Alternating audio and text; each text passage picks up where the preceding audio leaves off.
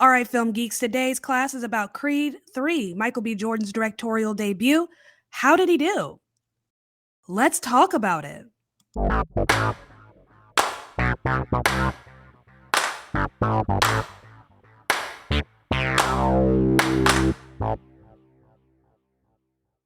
Y'all, welcome back to another episode of All Right, Let's Talk About It. My name is Savannah. I am your host. I do film reviews and film industry commentary. And today we are talking about Creed 3. This is the 9th film in the Rocky franchise that started in 1976. You have Rocky 1, 2, 3, 4, 5, and then 6, which is just called Rocky Balboa, and then Creed 1, 2, and 3. Now, I think a big question, and we're just going to get this out the way, people are going to ask, do you need to have seen all of the Rocky movies and all the Creed movies in order to really appreciate and love and enjoy Creed 3? I would say no, considering out of all the Rocky movies, I've only seen the first one. I think I may have seen Rocky Balboa, the sixth one. I can't remember though, but I do recollect seeing the first one and I loved it, enjoyed it. I watched it in high school, I believe in a film class that I took. Loved it, loved Rocky 1. And I've seen Creed 1. I saw that whenever it came out, Thanksgiving week 2015. And I loved it. I actually saw it with my mom and my mom's friend and her daughter. Enjoyed it very much. Directed by Ryan Coogler. I watched some of Creed 2 yesterday. I wanted to kind of catch up before I saw Creed 3, but I got through about half of it and I was just very, very bored and kind of just dropped it. So I went into Creed 3 slightly blind. I think I knew just enough to really understand kind of just the basics, who everyone is, everyone's relationships. I think the crucial relationship that has to be understood really is just who Adonis Creed is, played by Michael B. Jordan, understanding that he is kind of the illegitimate son of Apollo Creed from whatever Rocky movie that was. I don't even know. And his relationship to his mother, who was his father's wife, and she essentially adopted him. And kind of that the chip on his shoulder that he had with just being the son of someone so great who died in such a violent way. And then, his relationship with his girlfriend who became his fiance and now his wife, and now he has a daughter. So let's just get kind of the introductory stuff out of the way. So this is Creed 3, directed by Michael B. Jordan. This is his directorial debut. It stars him, Tessa Thompson, Jonathan Majors, Wood Harris, Mila Davis Kent, and Felicia Rashad, whom we all love as Miss Claire Huxtable. So Michael B. Jordan directing. So the first movie was directed by Ryan Coogler, the second one by Stephen Caple Jr., and now we have Michael B. Jordan. So this movie, because I hate it when we do this. I hate it when you have multiple directors in a franchise. It gets a little irritating for me because it's not just multiple perspectives, but multiple styles. This is one of the things that irritated me about the Twilight franchise is it wasn't just they had different directors, but different styled directors. So you had the very first one directed by Catherine Hardwicke, and that movie had a very blue tint, kind of moody, vibey feel to it. And then that was gone by the second film. I forget who directed it, but New Moon was absolutely terrible. And then I think it was David Slade who directed the third one. And I think that was the best one out of the entire franchise. And then Breaking Dawn, which is the fourth one, was broken into two parts. That was directed by one person. And I think that kind of followed a little bit in the spirit of 3, but it was still styled very differently. Now we go to the Harry Potter franchise, which I think the first two films had the same director, Chris Columbus, and then Alfonso Cuarón, incredible. And then the fourth director, I forget his name, but then we get to 5, 6, 7, 7, 1, because the seventh book was split into two parts, and then all of Fantastic Beasts were all directed by the same person. And you can kind of tell because the fifth film is when things start to get dark and they kind of escalate into that darkness. And that's when the films really start to take on a shape and a form and a style of their very own. It's like by the fifth film, the franchise figures out who he is, what it is. And I think that had a lot to do with the director and keeping that director and keeping that continuity. that's kind of what's missing from here, is the continuity between the films, and that just frustrates me to no end because I enjoyed the first film. The second film bored me, and this film I enjoyed as well. I think it just had a lot of the hallmarks of a first-time director. Uh Not saying he did a bad job. Don't get me wrong. This is a great movie. Buy a ticket, go see it. I enjoyed it. It just there were just little things. And I think those are just things there where Michael B. Jordan can grow. That's it. That's all I'm saying. So let's talk about that for a second. So what were some things? I thought the acting was just a little off in this. I felt like the acting for Michael B. Jordan was better in the first and the second. I wasn't quite seeing it here in the third. I think it can be very difficult sometimes to direct yourself and know, because now you've got to figure out, you got to see yourself from a different perspective. It's one thing when someone sees you and pulls out your potential. It's another thing when you have to pull out the potential of whoever's in the mirror. Does that make sense? It's difficult. It's difficult to see the greatness within yourself. And I think Michael B. Jordan was struggling with that a little bit because he was very subdued in this. He wasn't himself. I've been watching Michael B. Jordan since Chronicle. Okay. The dude can act. He's very talented, very gifted. He emotes incredibly well, but I just wasn't seeing that here. He had moments of emotion, but it just wasn't consistent. And I think for a boxer who is in retirement and having to deal with the separation of his first love, which is boxing, that just wasn't there. He was just very subdued, and it didn't come off as, yeah, I'm retired and I'm cool and I'm calm, but like he really didn't know how to be Adonis Creed. Does that make sense? Am I making sense? So that was just a little bit of an issue, but he'll figure it out. Homie has potential. I look forward to seeing whatever he directs next. I feel like this is a good avenue for him, and I want to see him grow in this. He's a very good storyteller on screen. I would like to see what he does behind the camera. But I think that's where it was a struggle bus I saw, was it was almost like he didn't really know quite how to direct himself. And also some of our supporting characters. So before we had Tessa Thompson, who plays his girlfriend, his girlfriend, fiance, now wife, Bianca, who had more of a prominent role and played that supporting character to a T, not just supporting in terms of casting, but supporting in terms of the relationship between the characters. She was a supporting force behind Adonis Creed. She had his back. She was there for him. Really was someone that he could kind of push and pull against. But in this movie, I felt like him and the young lady who played his daughter, shout out for deaf representation and all that jazz. I felt like they weren't so much characters, but they were props. And their job was to kind of prop up Adonis Creed, to kind of give him more life and more fullness. And it's almost like, Michael B. Jordan couldn't get that out himself, so he had to use them to do it. I've noticed that in a couple of films. The first one that comes to mind is the movie Till, from last October, where Danielle Deadweiler was the only person in that film that had any kind of decent acting performance. The only one. She was it. That was it. Everyone else, the acting was mediocre to terrible, because everyone else wasn't so much a character, but more so a prop to lift her up. That's what Tessa Thompson and Mila Davis Kent were in this film. They weren't characters, they were just props to lift him up and to give him kind of a sense of fullness that Michael B. Jordan couldn't do himself. I know I'm making this sound bad, but I promise you this movie is not bad. I think if you just watch movies just to watch movies and just to enjoy them, you're not going to notice anything I'm saying. So take it with a grain of salt. So that was a thing that I noticed. I felt like the cinematography was very inconsistent. Now, when it came to the fight scenes, and there were only a few, the cinematography and the camera work and even the special effects and the editing was just beautifully done. Just the boxer's perspective of the camera work. And, we really got into the mind of how a boxer thinks when he's fighting and what he's looking at. And a moment where, Creed is fighting and he notices kind of an open spot on the man's side, and just watching him kind of work his way to that spot was beautifully done. And then you had the very last boxing scene between Adonis Creed and Dame Anderson, played by Jonathan Majors. And that was so cool because they're in the middle of Dodger Stadium, I think it is. I don't know anything about Los Angeles. I just remember seeing Dodgers all over the locker room.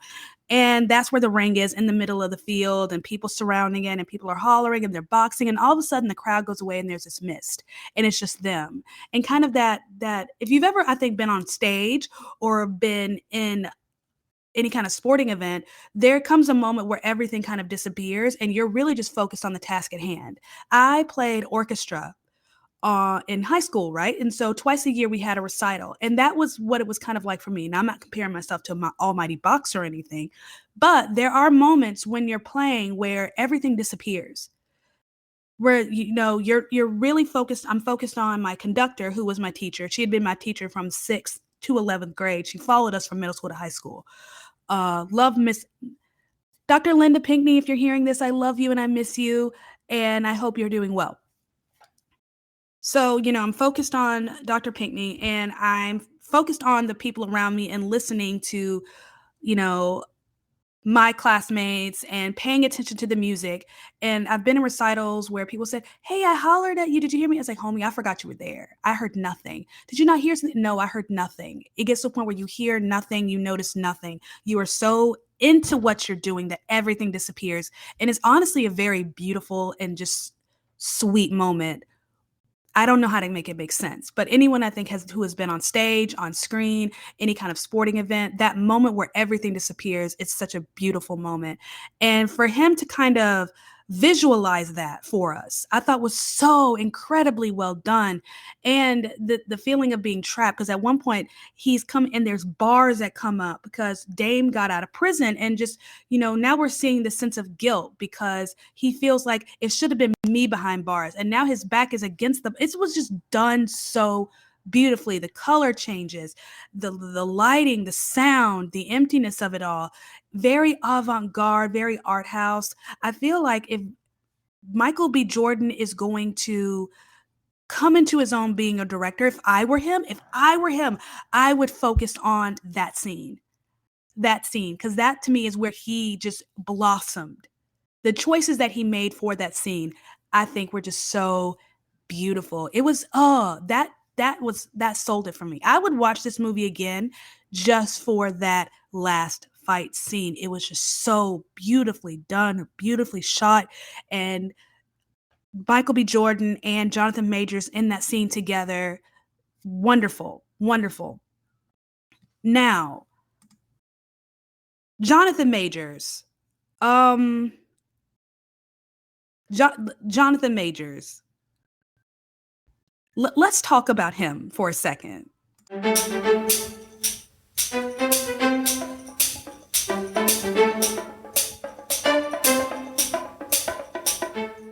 Let's talk about Jonathan Majors for a hot second, because he was part of Michael B. Jordan's directorial inconsistencies.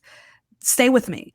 So, a little bit about him. He's kind of new. He's only been on the scene since about 2017, but over the last year is when he really just kind of took it up a notch.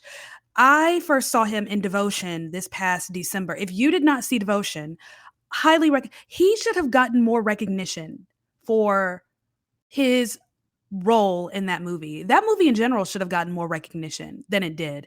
When people talk about, Black films that didn't get nominated or Black roles or whatever, they conveniently leave out things like Inspection and Devotion and a movie called Breaking, which had John Boyega.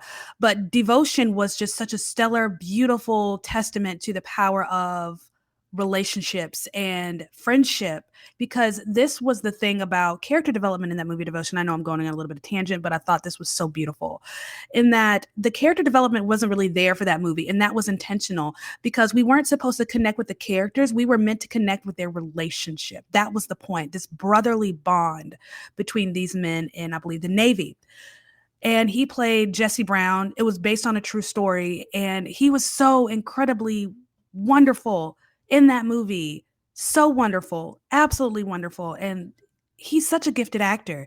I know he was also in Ant-Man, which came out, a week or two ago. I'm not going to see that. I have no plans on seeing it. I haven't seen Ant-Man 2. What is this, the third one? I don't even know. I'm not interested. But I am just happy to see him just popping up all over the place. And right now, there's nothing left on the horizon for him just yet. But him in Creed 3. So I mentioned this in a TikTok I did. This kind of reminded me of Florence Pugh's relationship with Olivia Wilde in Don't Worry, Darling. When I say relationship, I mean the relationship between an actor and director. And Don't Worry, Darling was Olivia Wilde's directorial debut, if I'm not mistaken. I think her feature film directorial debut. And it was very weird. It was kind of wonky. But the standout was Florence Pugh. Like, she carried the film. She was the centerpiece of the film. So she had that responsibility of making the film great. And she did. I think if it had been anyone else, it would have just fallen flat. But she's such an incredible actress. She really just kind of rose above the weak script. And that's kind of what's happening here. Not saying that the script is weak, but I think as a director, Michael B. Jordan was way too immature for what Jonathan Majors was carrying. Okay. Now, I'm not saying he's a bad director. I'm saying he's new. He's brand new. He's immature. He still has a lot of growing to do. And I think Jonathan Majors, while he is also relatively new, he has such incredible talent. He's such a gifted actor. My God, he's so good. He's not the star of this film. He's not the centerpiece here. It's all about Adonis Creed, Michael B. Jordan's character. He's supposed to be the main dude. He's our protagonist. And yet, Jonathan Majors carries this movie. He leads this movie. He guides this movie. It takes a minute for Michael B. Jordan to really kind of develop Adonis Creed in this movie. Yes, there are 2 movies prior to that. I understand. However, just looking at the movie by itself, it took a minute for Adonis Creed to kind of blossom. Whereas from the very jump, and I think we only see the back of his head at the very beginning, even in his body language, his face, he's off. He's playing you. It's awkward. His performance really shifts the mood and tone of the scene. I think that was part of the inconsistency here. I don't think it was a good matchup between Jonathan Majors and Michael B. Jordan here, which is weird because Michael B. Jordan is a gifted actor, but again, I think his struggle was directing himself, so he really didn't pull out all of his potential. He kind of held back a little bit, which was a mistake because Jonathan Majors held nothing back. Held nothing back. And going back to the comparison with Don't Worry, Darling, because the opposite to Florence Pugh was Harry Styles. And she ran circles around him. Well, Shia LaBeouf was originally supposed to be in that role. And I think the movie would have taken an even bigger downturn. Because again, Olivia Wilde, very new, very immature director. And these 2 actors who know how to work a script and know how to make characters their own, I think they would have been way too big for her. I think if Michael B. Jordan had just let go a little bit and just really stepped into it, this film would have been that much more powerful. I think we really would have felt the animosity. But I will give Michael B. Jordan this, is that we do get a good sense of his guilt and his shame and the sadness that comes with the relationship between these 2. So he plays Dame Anderson. And Dame Anderson and Adonis Creed were childhood friends. They kind of grew up together in a group home. And Dame Anderson was an amateur boxer, winning all over the place on the amateur circuit. And there was an incident, and Dame Anderson went to jail for protecting Adonis Creed. He stayed and he took the charge, and then Adonis ran. They were little kids, though, right? And he's kind of held this grudge, this resentment towards him all this time, and it carries over into the present where we are now, and he's really wanting to kind of get back at him and make him kind of feel the pain that he's felt these last few years. And so you kind of get a sense of the guilt that Adonis Creed is feeling over what happened, but we only feel that because Jonathan Majors pushes and punches it out of him. He kind of makes him step up to the plate, because when they're on screen together, Michael B. Jordan steps up to a whole new level. They play off each other very well, but when they're not in a scene together, we get a laid back Michael B. Jordan. He takes it down a notch. Jonathan Majors is a force to be reckoned with. He is about to take the industry by storm. I cannot wait to see what this man does. People better take notes now, Write down this day. A star is born. He's coming for everybody's check. And he was spectacular in this. Spectacular. And that sucks. It's kind of sad because, again, he's not the star. Michael B. Jordan is supposed to be the star. It's all about him. He's the title character, right? Yet the antagonist of the film is the brightest star. And I thought that was incredibly interesting.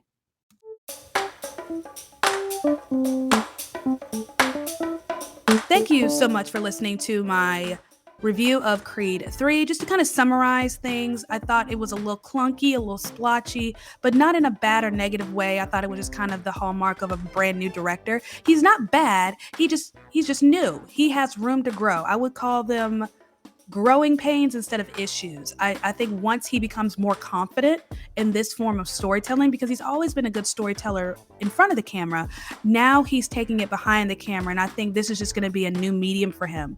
But once he grows in confidence, he's going to be stellar. Speaking of stellar, Jonathan Majors is the standout in this movie. He's incredible. He's one to watch. Keep your eye on him. He's going to do big things. Now, what is coming up tomorrow? Because today's Friday, right? Yeah, so tomorrow I'm going to see Children of the Corn. Yeah, there's a new one for those who didn't know. Children of the Corn is getting reimagined. This movie actually came out in 2020. It was shelved because they didn't have a distributor. They just got a distributor. So they are releasing it to theaters in a small theater run. It's like an 18-day theater run, and then it's going straight to Shudder. So we'll be seeing that tomorrow. And I'm a little nervous. I'm obsessed with Children of the Corn. I love it. Malachi, Isaac, those are my homeboys. I'm interested to see what this does and what reimagining Children of the Corn looks like. We shall see. And then next week, y'all. Next week, do you hear it in my voice? Do you hear the excitement in my voice? Next week, next Thursday. I already have my t-shirt ready. Oh, I can't wait. Scream 6.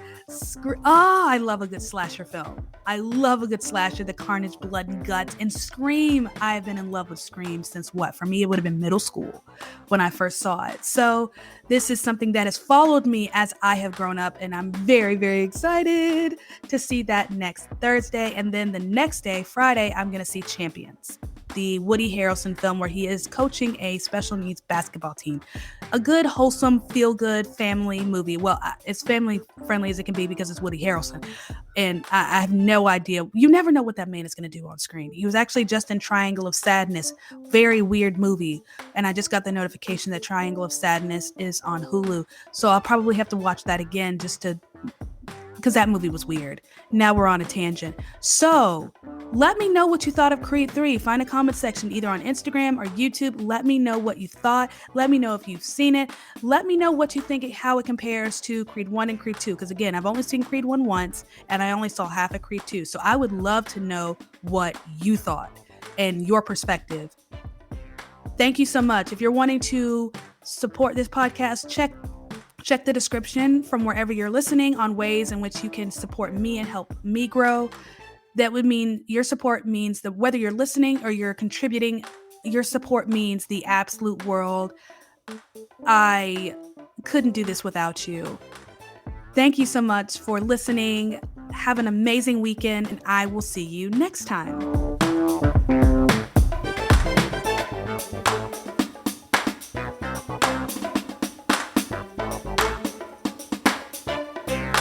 Want to advertise on this podcast? Check the episode description to see how you can be featured on the next episode.